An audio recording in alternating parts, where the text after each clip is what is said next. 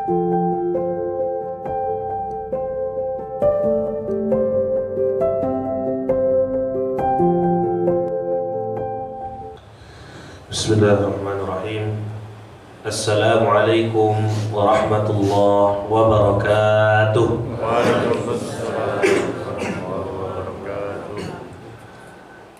Innal hamdalillah nahmaduhu wa nasta'inuhu wa nastahdihi wa natubu ilayhi wa na'udzu billahi min shururi anfusina wa min sayyiati a'malina. Man yahdihillahu fala mudilla lahu wa man yudlil falan tajida lahu waliyan mursyida. Wa asyhadu an la ilaha illallah wahdahu la syarika lah wa asyhadu anna Muhammadan abduhu wa rasuluhu alladzi la nabiyya ba'dah. Allahumma salli wa sallim wa zid wa barik wa an'im ala nabiyyina al-Mustafa Muhammad sallallahu alaihi wasallam wa ala alihi wa sahbihi wa man sara ala nahjihi ila yaumil qiyamah. Allahumma fa'na bima 'allamtana wa 'allimna ma yanfa'una wa zidna 'uluman tanfa'una. Allahumma faqihna fid din wa 'allimna at-ta'wil waj'alna minal ladina yastami'una al-qawla fayattabi'una ahsanah. Jamaah sekalian yang dimuliakan Allah Subhanahu wa taala, Bapak dan Ibu rahimakumullah, alhamdulillah rabbil alamin. Pada kesempatan yang mulia kali ini Allah Subhanahu wa taala masih berkenan memberikan kita nikmat dan juga anugerah. Maka tidak ada kata yang pantas untuk kita ucapkan kepada Allah Subhanahu wa taala, tidak ada rasa yang pantas kita ungkapkan kepada Allah Subhanahu wa taala selain ucapan syukur dan rasa syukur atas nikmat yang Allah berikan kepada kita. Nikmat sehat, alhamdulillah semuanya. Sami sehat ya Pak? Alhamdulillah. Ibu juga semuanya sehat. Semoga semuanya sehat jasmani, sehat rohani. Sehat badannya, sehat jiwanya, sehat hatinya, sehat dompetnya. Insya Allah niku nek sehat kabeh niku seneng kabeh. Salah satu sakit itu kadang gawe pikiran budrek, jasmaninya sakit, ya kadang mumet, rohaninya hatinya sakit juga mumet, apa manik dompetnya sakit. Padahal kayaknya dompetnya rapet, tapi kalau duitnya bocor baik. Buat apa itu? Namanya kebutuhan gitu. Itu juga ada bikin pikiran stres. Nah, kalau kata seseorang, kullu syai'in itu bil fulus, kullu syai'in bil fulus, kullu syai'in mulus bil fulus.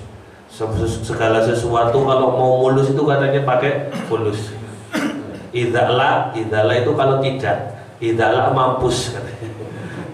Ada perkataan sebagian orang yang terjerat pemikiran duniawi mawon itu. Nikmat sehat, nikmat sempat, waktu luang, kita bisa menyempatkan waktu kita untuk hadir di majelis taklim, diawali dengan sholat subuh berjamaah. Kita bayangkan mungkin ada sebagian besar dari kita, sebagian orang-orang di sekitar kita yang pada hari ini mungkin sedang sibuk, masih dengan kegiatannya, bahkan tidak bisa untuk hadir ke masjid untuk sholat jamaah mungkin karena mungkin ada tanggungan pekerjaan atau mungkin tugas dan lain sebagainya. Terlebih lagi adalah kedua nikmat yang sangat agung yang Allah berikan kepada kita, yang sampai hari ini masih Allah Subhanahu wa taala izinkan ada di hati kita masing-masing. Nikmat apa niku? Nikmat iman dan nikmat Islam. Nikmat iman dan nikmat Islam, kita bisa melaksanakan syariat Allah Subhanahu wa taala, bisa melaksanakan syariat agama Islam. Salah satunya kita di salat subuh.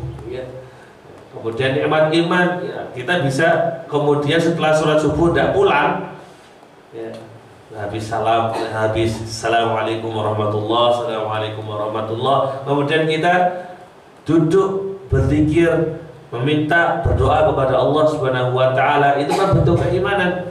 Kenapa? Karena kita niku merasa butuh kepada Allah Subhanahu wa taala. Coba kalau ditanya, Pak, kenapa tadi setelah salam panjenengan duduk zikir?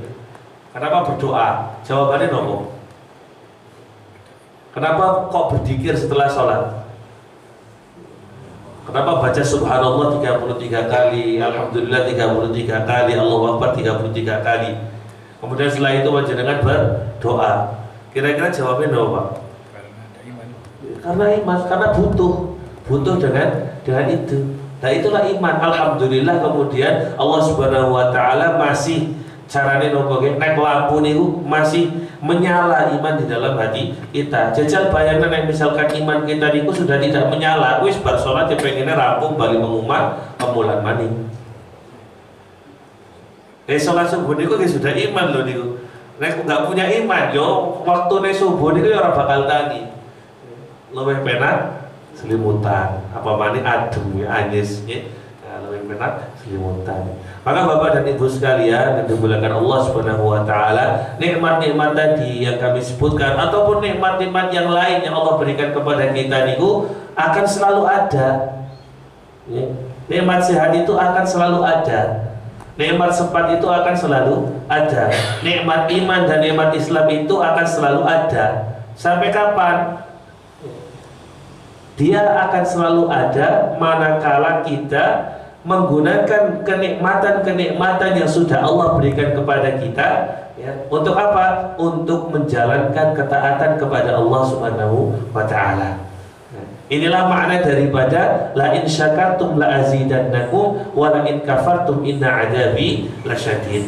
Nikmat itu kalau kita dapatkan dari Allah Subhanahu wa taala kemudian kita syukuri, kemudian kita gunakan untuk berbuat taat kepada Allah Subhanahu wa taala, maka nikmat itu akan terus ada. Tidak hanya terus ada, tapi akan ditambah oleh Allah Subhanahu wa taala. Itulah yang kemudian disebut dengan keberkahan, bertambahnya kebaikan di dalam kehidupan kita. Salawat dan salam semoga senantiasa tercurahkan kepada baginda Nabiullah Nabi Muhammad sallallahu alaihi wasallam, kepada keluarga beliau, sahabat beliau, dan juga orang-orang yang istiqomah di dalam menjalankan syariat agama Islam sampai hari kiamat.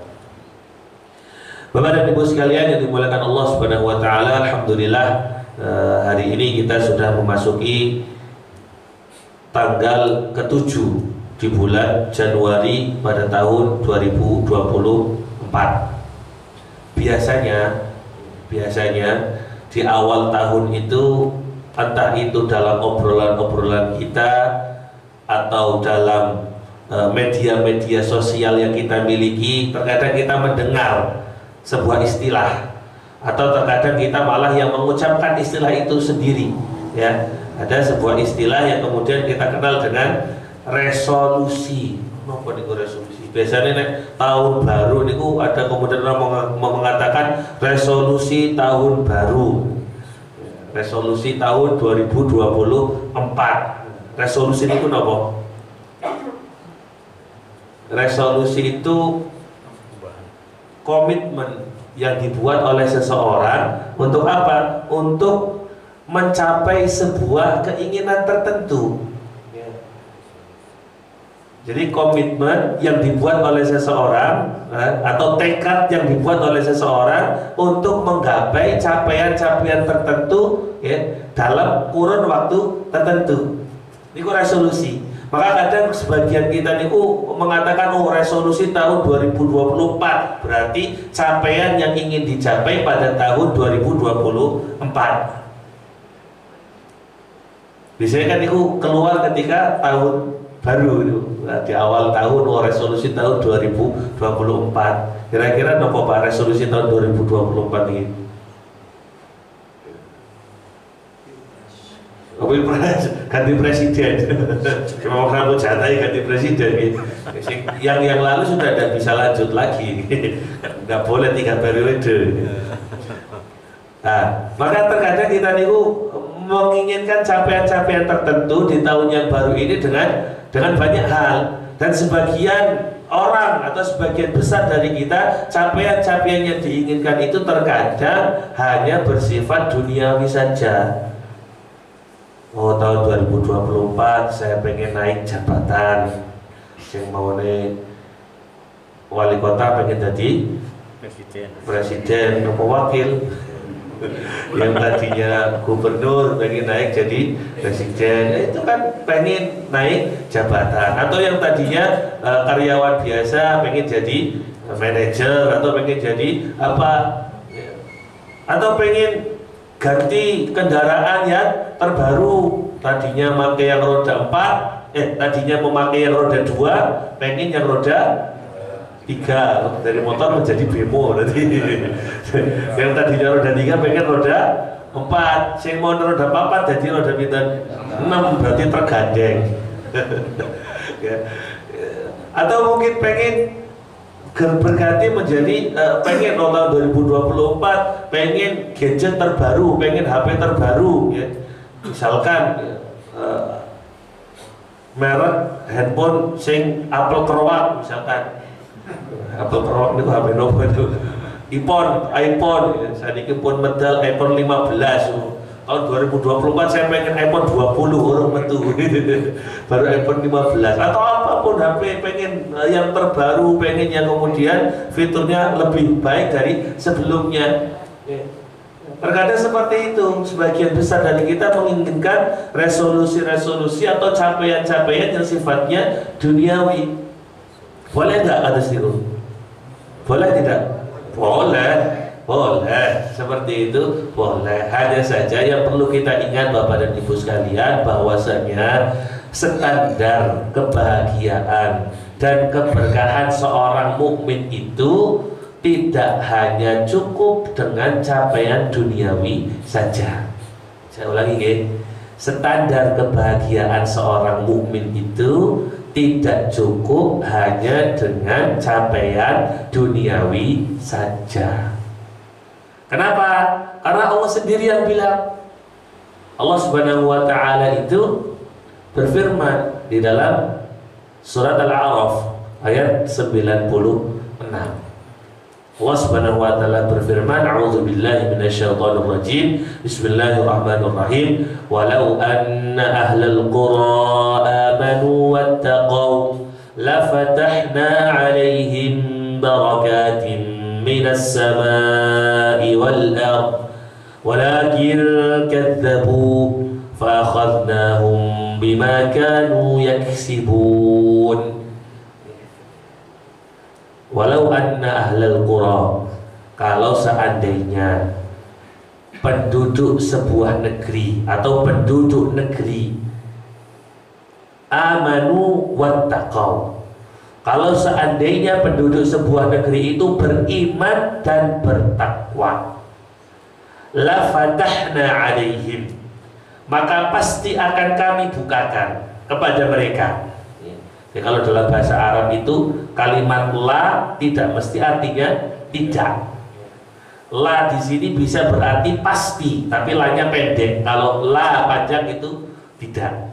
La fatahna, maka pasti akan kami bukakan kepada mereka. Apa yang akan dibukakan oleh Allah Subhanahu wa ta'ala? Barokatin. Kalau barokatun kanya pendek, itu barokahnya satu. Kalau barokah, nah itu kan pendek kanya. Tapi ini barokatin, kanya panjang. Ini menunjukkan jamak. Berarti kalau jamak itu banyak atau sedikit? Banyak. Kalau seandainya penduduk sebuah negeri itu beriman dan bertakwa, maka pasti akan kami bukakan pintu-pintu keberkahan yang banyak. Dari mana? Minas samaa'i wal ardh. Pintu-pintu keberkahan yang ada di langit, pintu-pintu keberkahan yang ada di bumi. Walakin kadzdzabu, tetapi kata Allah Subhanahu wa ta'ala, sebagian besar daripada mereka ini, sebagian besar dari penduduk negeri itu, kadzdzabu, mereka mendustakan ayat-ayat kami. Fa'akhadnahum bima kanu yaksibun, maka orang-orang yang mendustakan ayat-ayat Allah Subhanahu wa ta'ala akan diazab oleh Allah Subhanahu wa ta'ala atas perbuatan mereka.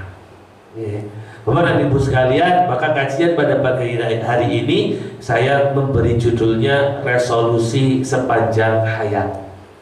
tidak hanya 1 tahun, tapi selama kita masih hidup. Apa yang harus kita resolusikan sepanjang hayat kita sebagai seorang mukmin? Apakah cukup seorang mukmin itu selama hidupnya itu hanya dunia saja yang dia kejar? Padahal kalau dunia yang dia kejar tidak akan pernah tercapai, tidak akan pernah didapatkan. Contohnya mau tadi saya mencontohkan HP Apple Crowak nih ya. Dari awal munculnya, coba dari awal munculnya, atau HP yang biasa kita pakai lah, dari awal munculnya sampai sekarang itu kan terus berubah-ubah. Sing mau nih HP ukur bisa monitor, HP nopo dulu istilahnya HP poliponik yang layarnya kuning, HP kecil ya, tidak bisa disentuh, bisanya dipencet.